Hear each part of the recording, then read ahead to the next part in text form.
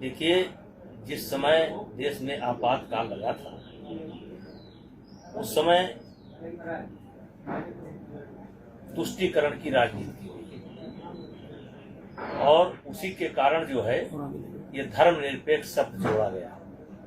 जो संविधान की मूल प्रस्तावना है जिसको बाबा साहेब अम्बेडकर के देखरेख में बनाया गया था उसमें ये नहीं है। और कांग्रेस ने कई बार तुष्टीकरण के आधार पर संविधान में छेड़छाड़ करने का काम किया, जिसके कारण आज नए नए विवाद पैदा हो रहे हैं। और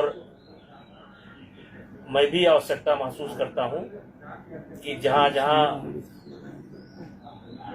जिसके कारण समाज में तनाव पैदा होता हो या पैदा हो रहा है उन शब्दों को हटाया जाना चाहिए। राहुल गांधी को मनुस्मृति पढ़ना चाहिए और केवल मनु की स्मृति नहीं है, इसके अलावा भी तमाम महापुरुषों ने जब राजकाज चलाया है तो समाज को एक व्यवस्था देने का काम किया है। मनु स्मृति उस समय उनको ये भी पढ़ना चाहिए कि जन्म के आधार पर ना कोई शूद्र था, ना जन्म के आधार पर कोई वैश्य था, ना जन्म के आधार पर कोई क्षत्रिय था। उनको ये भी पढ़ना चाहिए कि वेदव्यास को जो सम्मान द्वापर में प्राप्त है, वेदव्यास कौन थे? तो यानी कर्म के आधार पर घटने और बढ़ने की व्यवस्था थी। तो मनु स्मृति पर अफसोस करने का विषय नहीं है, मनु स्मृति गर्व करने का विषय है।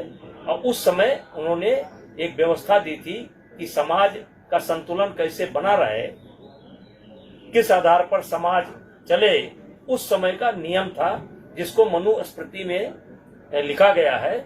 और बाद में मनु स्मृति में कुछ छेड़छाड़ की गई है और इसको जो है केवल देश के अंदर विघटन पैदा करने के लिए उसमें छेड़छाड़ की गई है। अगर मूल जो मनु स्मृति है उसको अगर राहुल गांधी पढ़ लेते तो बहुत अच्छा हो जाता। बंगाल की स्थिति बिल्कुल बहुत भयानक हो चुकी है और बंगाल में, और ये स्थिति आज से नहीं है। ये स्थिति जिस समय कम्युनिस्टों का शासन था उस समय भी इतनी भयानक नहीं थी और वहां सीधे सीधे तुष्टीकरण की राजनीति चल रही है। कानून का सम्मान नहीं है, संविधान का सम्मान नहीं है। यहाँ तक कि केंद्र सरकार को भी कभी कभी वो मानने से इनकार करते हैं। अब उसका इलाज क्या है ये भारत सरकार को सोचना चाहिए।